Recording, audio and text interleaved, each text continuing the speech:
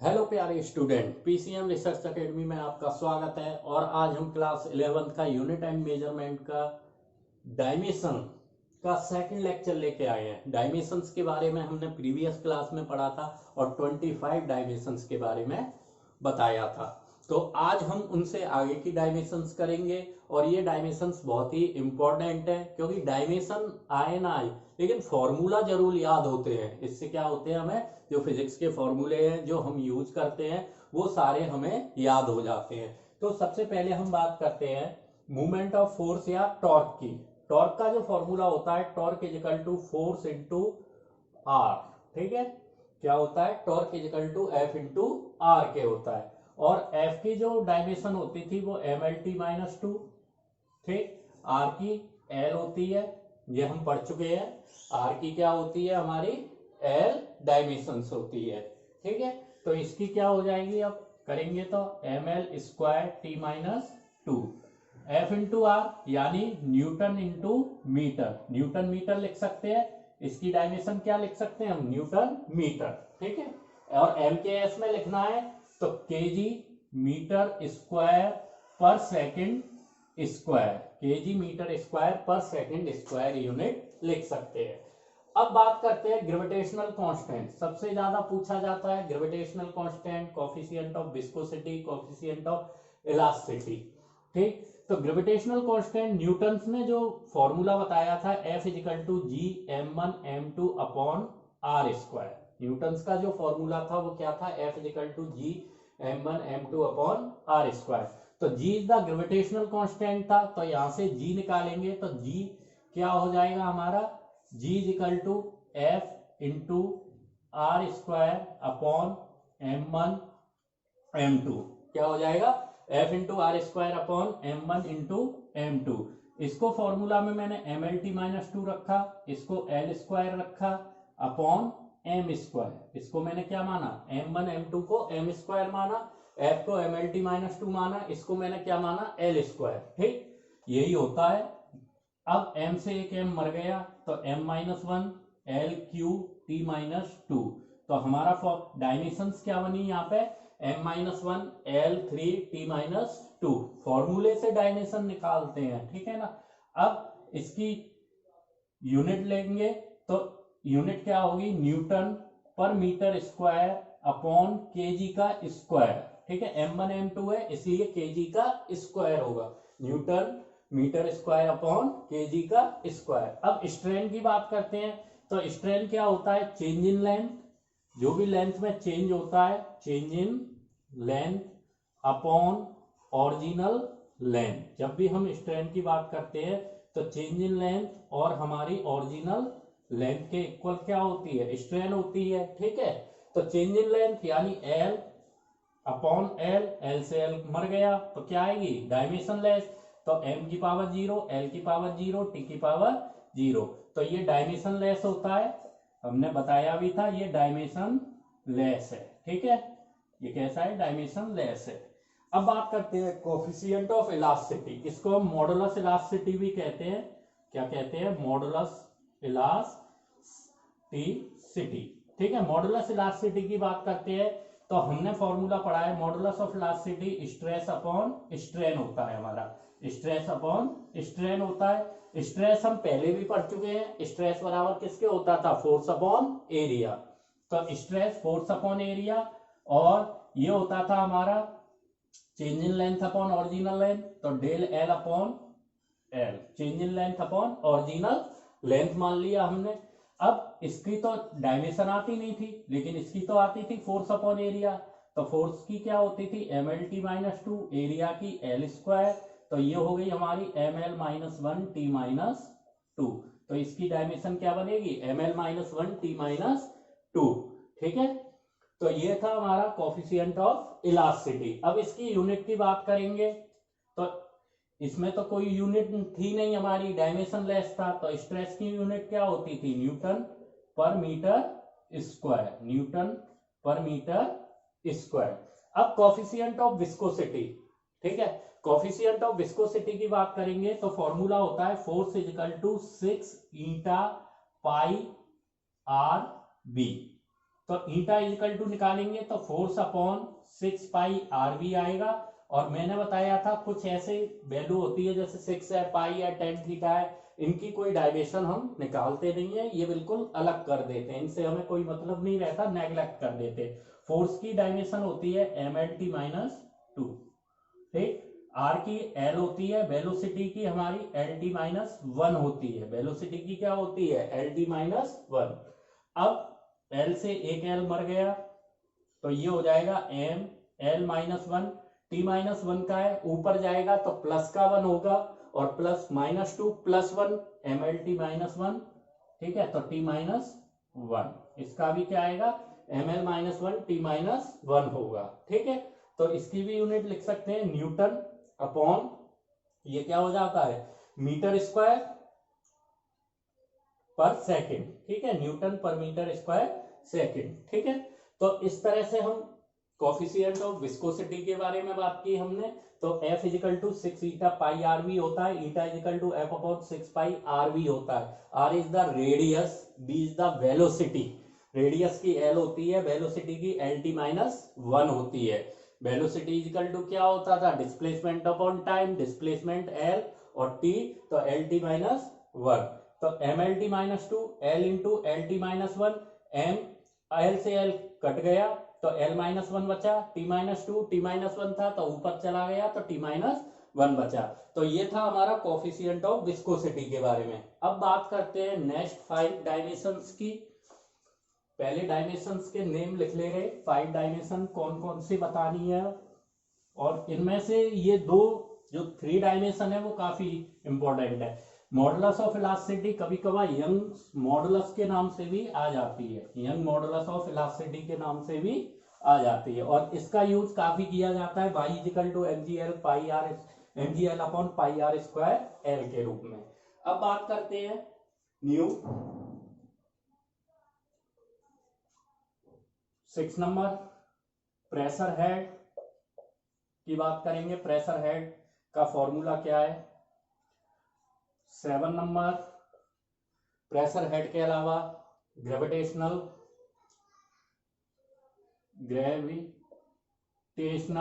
Potential की भी बात करेंगे हम, ठीक। उसके बाद हम 8th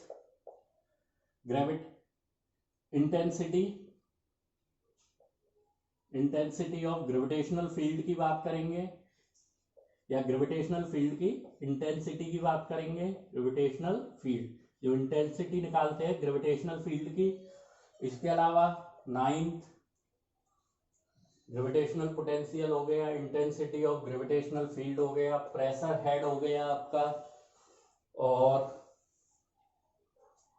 एक ले सकते हैं इसके अलावा सरफेस टेंशन, प्लांक कांस्टेंट भी ले सकते हैं। 10th भी हमने क्या ले ली प्लांक्स कांस्टेंट, ठीक है।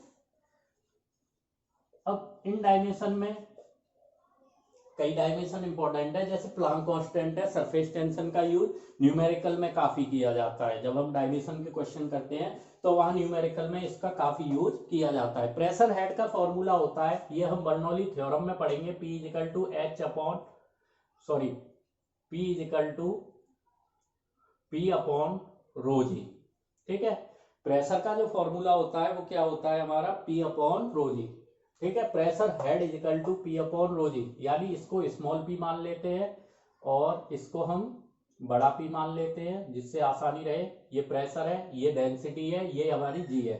अब इसकी डायमेंशन निकालेंगे। Pressure equal to force upon area, तो force ml minus 1 t minus 2, force upon area ml t minus 2 होता है, ठीक है। एरिया एल स्क्वायर अपॉन में। अब डेंसिटी क्या होती थी हमारी रो, डेंसिटी होती थी ml minus 3 into L T minus 2, ये क्या होती थी हमारी g की वैल्यू होती थी, gravity due to acceleration, g की क्या होती थी एल टी माइनस 2। अब हम इसमें फाइंड करेंगे प्रेशर हेड की डायमेंशन क्या आएगी, m से m मर गया, l माइनस 3 और 1 कितना हो गया हमारा t माइनस 2 कैंसिल एक दूसरे से। अब बचा मेरे पास l minus 1 l minus 3 into l, अगर इसको करूंगा -3 + 1 कितना होगा मेरा 2 होगा।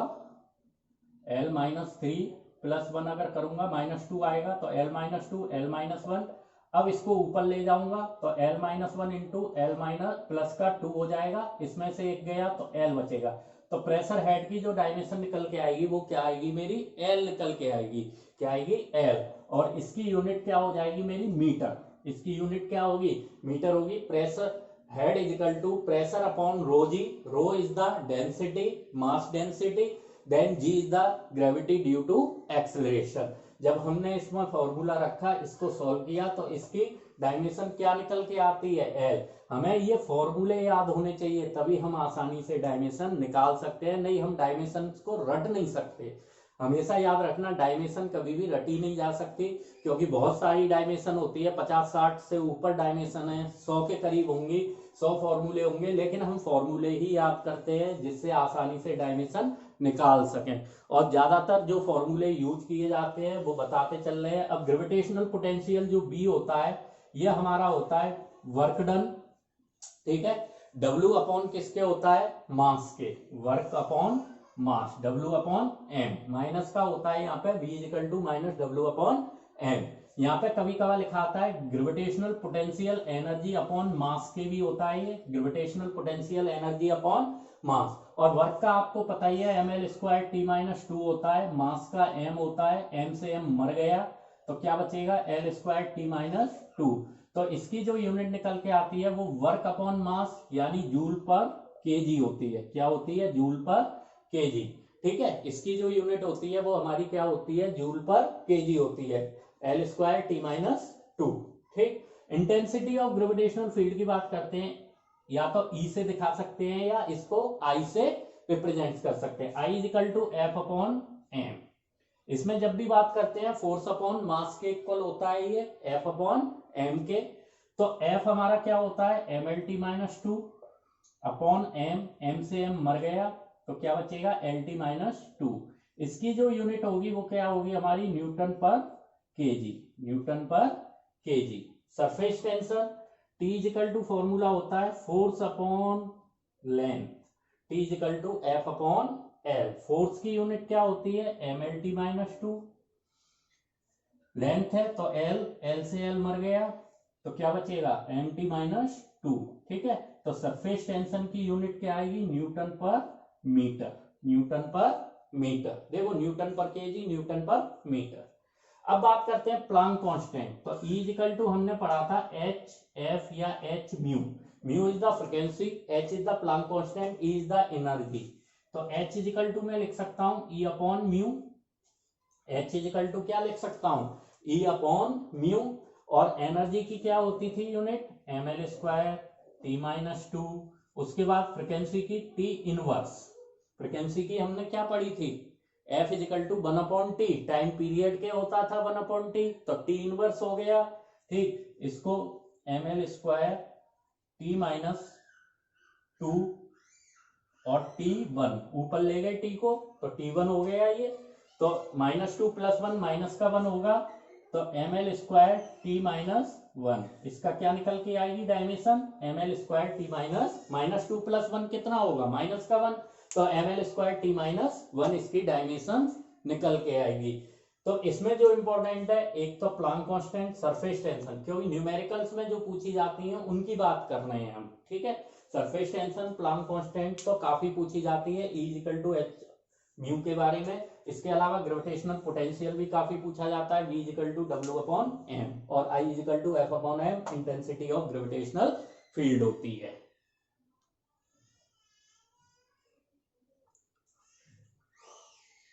अब इसके बाद हम बात करेंगे नेक्स्ट डायमेंशंस की। अगर हम इतने कंप्लीट डायमेंशन कर रहे हैं, जब भी डायमेंशंस की बात करते हैं तो बहुत डायमेंशंस है। अभी तो हमने कितनी की है 35 डायमेंशन हम कर चुके हैं, लगभग कितनी डायमेंशंस कर चुके हैं 35, ठीक।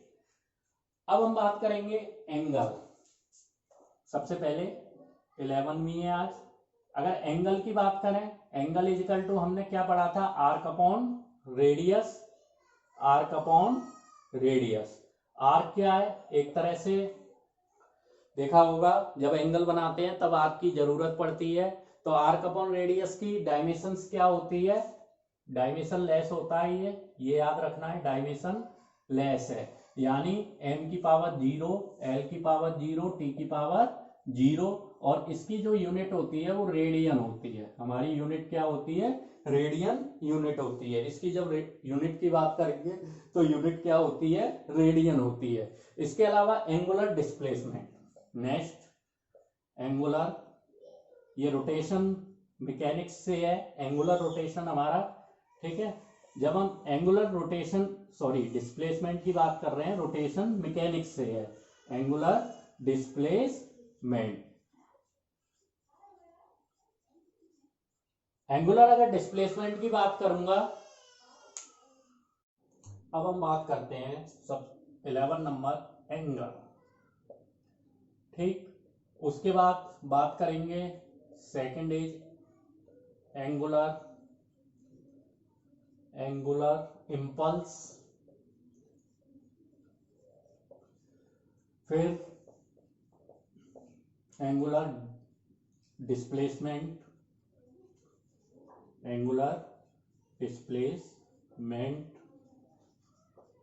नेक्स्ट डायमेंशंस होगी हमारी, टॉर्क के बारे में हम पढ़ चुके हैं, एंगुलर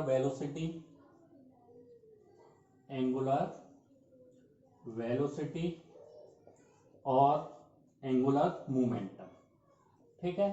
पहले हम इनके बारे में डिस्कस करेंगे, एंगुलर मोमेंटम। अब बात करते हैं कि ये एंगल क्या है, ठीक। तो एंगल हम पढ़ चुके हैं आर्क अपॉन रेडियस होता है। एंगल का फॉर्मूला क्या होता है हमारा, arc upon radius, angle is equal to arc upon radius होता है। आर्क को भी हम लेंथ में शो करते हैं, इसको भी लेंथ में शो करते हैं। तो यहाँ पे डायमेंशन लेस बन गया, m0 l0 t की पावर 0, ठीक। तो ये कैसा हो गया, डायमेंशन लेस हो गया, और इसकी यूनिट क्या होती है हमारी, रेडियन होती है। क्या होती है, रेडियन। अब बात करते हैं एंगुलर इंपल्स का। तो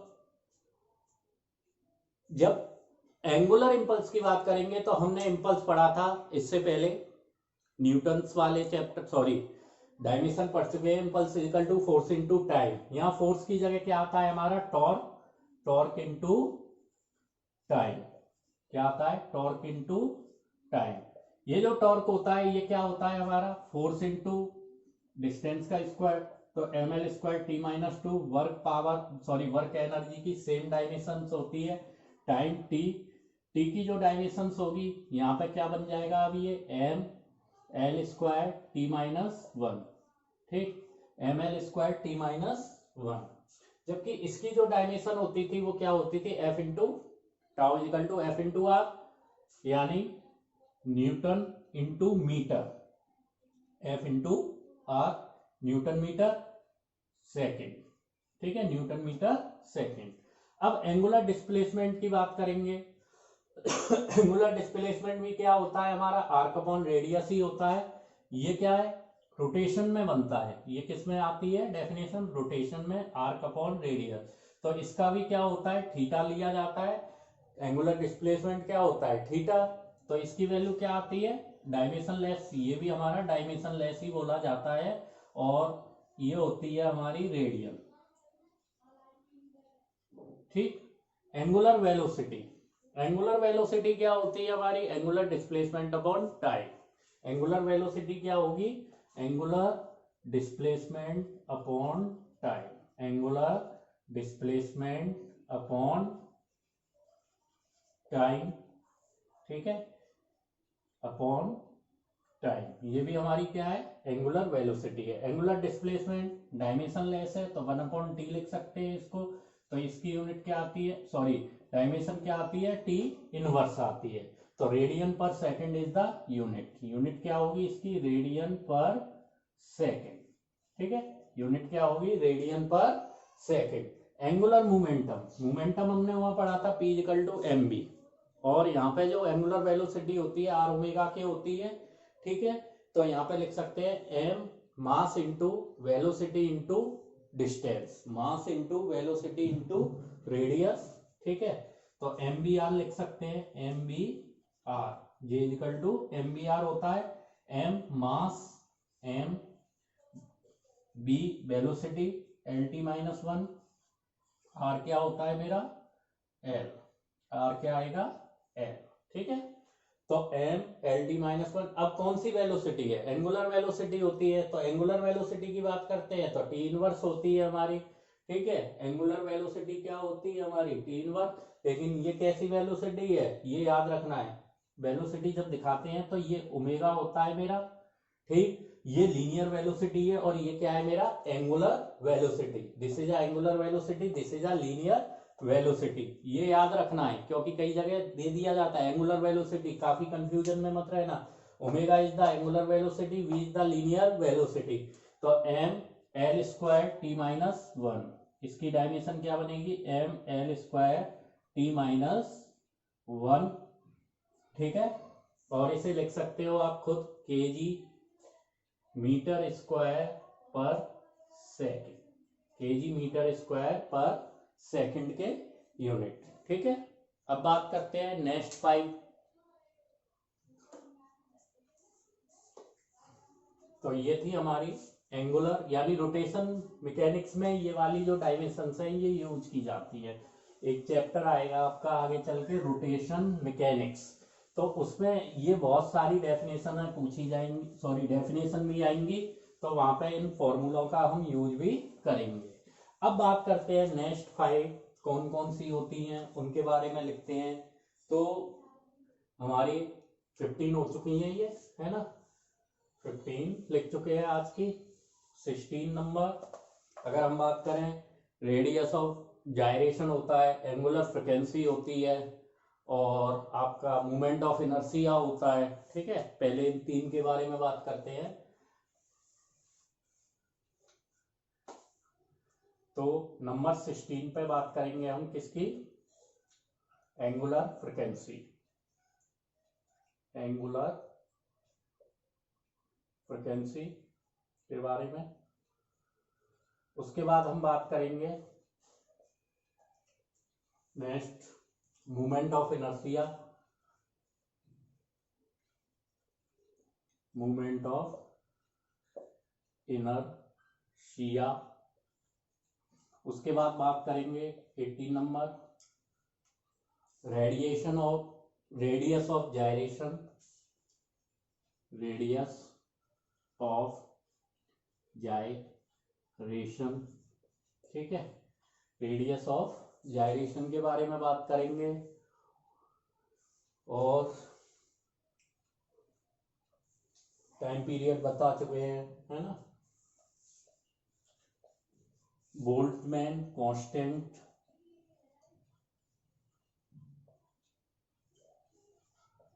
कांस्टेंट के बारे में बात करेंगे। उसके बाद लास्ट में हम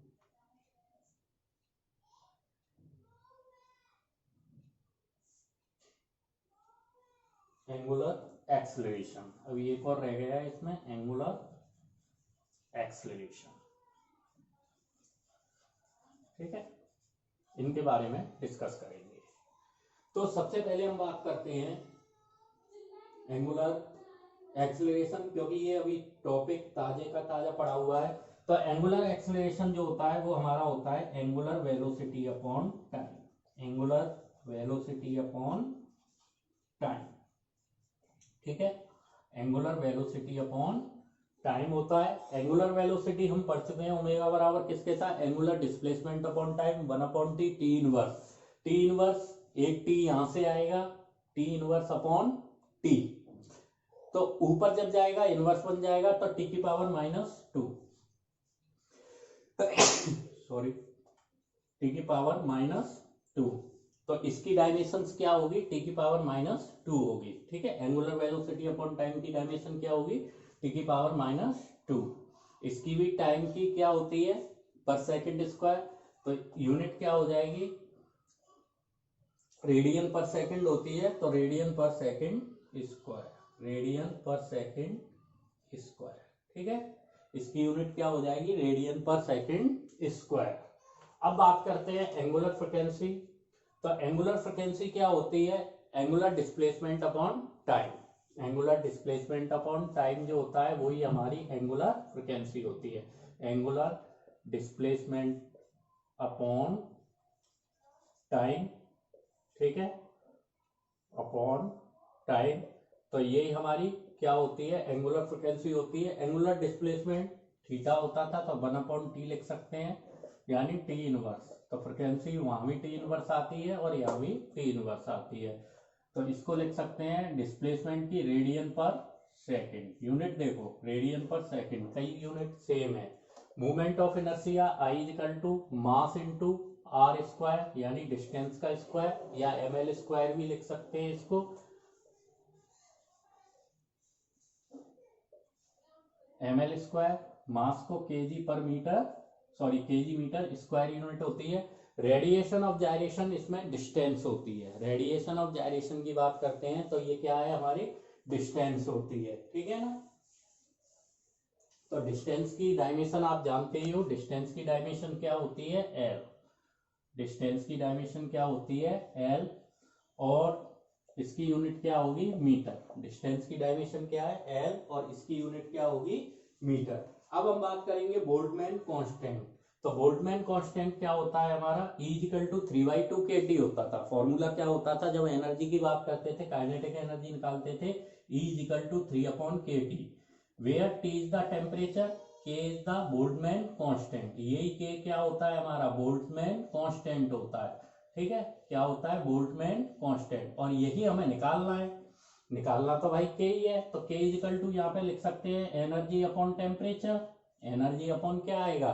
टेम्परेचर आएगा। एनर्जी की आपको पता ही है ml स्क्वायर T-2 होती है, ml स्क्वायर T-2, और टेम्परेचर की हम केल्विन लेते हैं। क्या लेते हैं? केल्विन। K ये टेम्परेचर है, तो डायमेंशन बनेगी इसकी ml square T-2 K inverse, ml square T-2 K inverse. तो इसको लिख सकते हैं हम जूल पर केल्विन। क्या लिख सकते हैं? Joule per kelvin. इसकी यूनिट क्या बनेगी? Joule per kelvin. तो ये होती है हमारी बोल्ट्जमैन कांस्टेंट की यूनिट्स। तो इसमें सबसे ज्यादा important moment of inertia, then Boltzmann constant, काफी पूछा जाता है ये। बोल्ट्जमैन कांस्टेंट की काफी पूछी जाती है। फॉर्मूला याद रखना है, E इक्वल टू 3/2 kT। ये काइनेटिक थ्योरी ऑफ गैसेज में हम पढ़ेंगे। तो K equal to E upon T होता है ml square T-2 upon K। तो ml square T-2 K inverse. इसके बाद 5 और डायमेंशंस की बात करते हैं।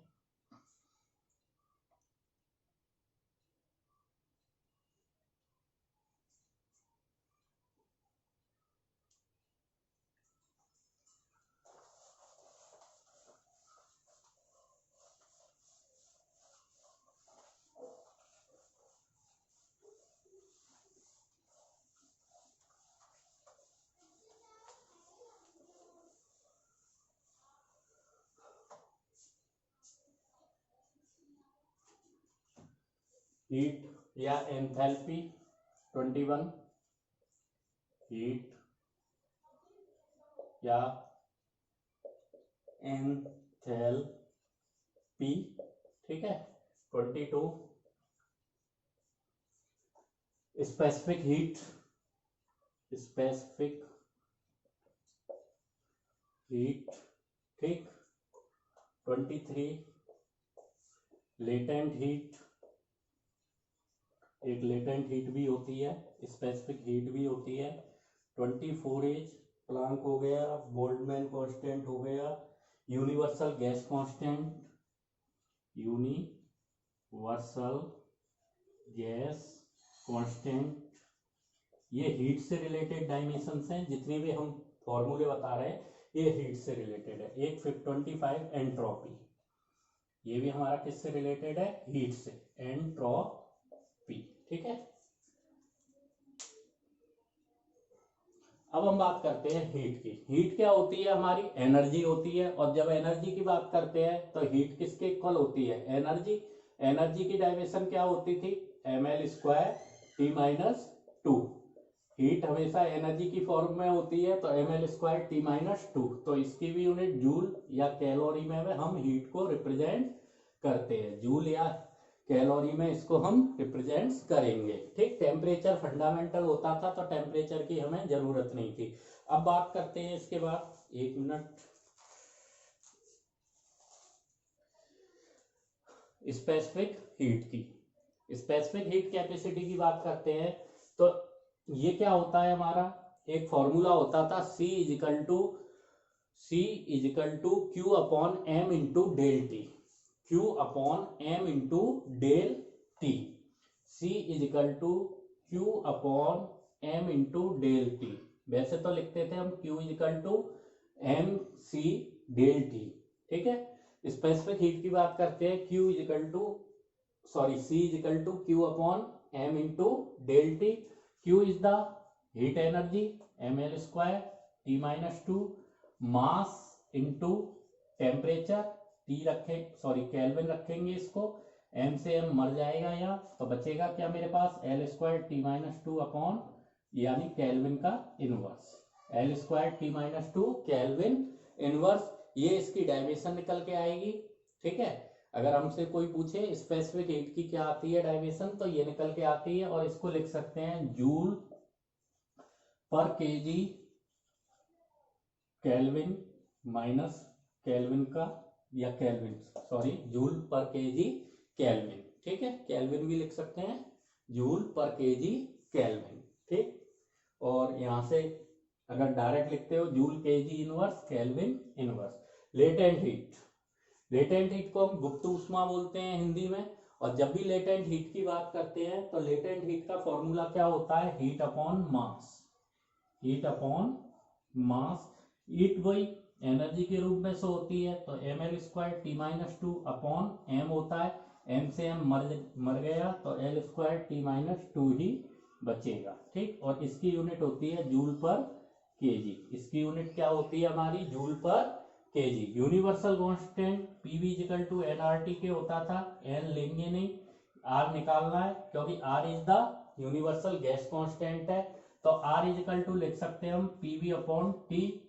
P is the pressure, V is the volume, T is the temperature. Pressure is equal to force upon area, तो फोर्स अपॉन एरिया का मतलब ml minus 1 T minus 2, ml minus 1 T minus 2, ml T minus 2 upon L square, L से एक L मर जाता है तो L minus 1 बचता है।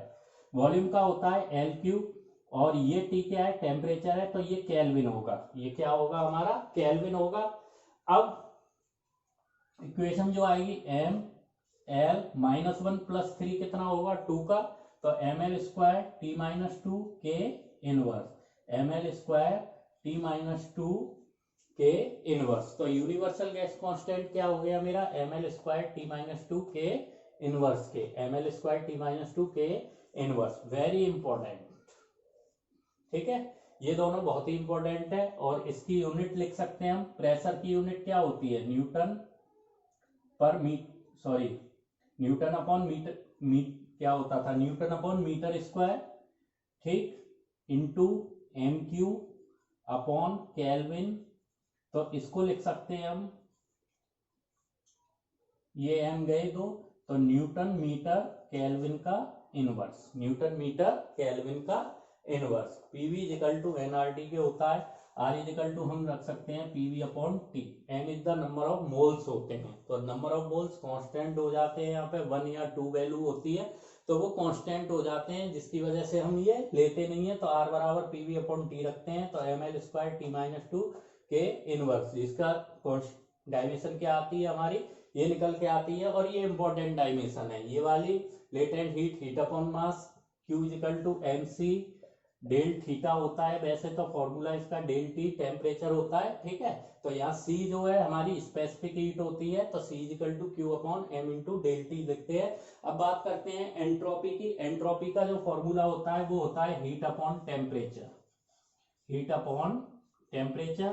तो हीट का हमें पता है ml स्क्वायर टी माइनस 2 होती है, ml स्क्वायर टी माइनस 2, और टेम्परेचर केल्विन में होता है, तो इसका फॉर्मूला बनेगा ml square T minus 2 kelvin का inverse, ml square T minus 2 kelvin का इनवर्स। तो जूल पर केल्विन यूनिट क्या बन जाएगी, जूल पर केल्विन इसकी यूनिट होगी। Joule per kelvin is the unit of entropy. Entropy की यूनिट क्या होगी, जूल पर केल्विन होगी।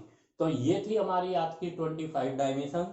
25 डायमेंशन कल करेंगे, कुछ इंपॉर्टेंट डायमेंशंस करेंगे, ठीक है। उसके बाद 75 डायमेंशन होने के बाद डायमेंशन थर्ड पे इसको रोक देंगे, या कल जितनी बची हुई डायमेंशंस है उनके बारे में डिस्कस करेंगे और इस टॉपिक को यहीं पे फिनिश करेंगे डायमेंशन के।